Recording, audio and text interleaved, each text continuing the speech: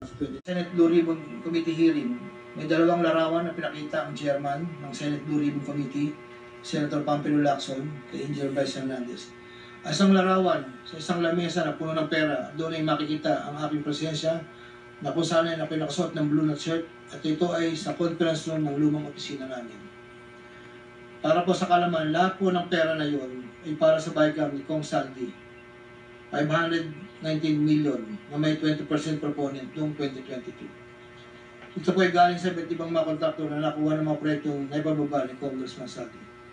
Ang pangalawang larawan naman po ng pera na nakasalansan sa isang bilyaran ay para sa proponent ng 2023 na 5.79 billion na dadalhin namin kay Kong Saldi na sa aking pag-aalala ay nagkakalaga ng 579 bilang 10% advance payment.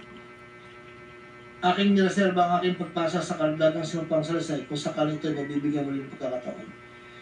Ginagawa ko ang sinumpang salaysay na ito pagpakita ang aking kusang loob na pakipagtulungan sa sinasagawang misyon sa Senado, sa House of Representatives at iba pang ahensya ng pamahalaan, kaugnay ng mga anomalyang proyektong DPWH. Ito pang matuluyang palagay lahat ng mga taong sangkot. Yun po, Your Honor.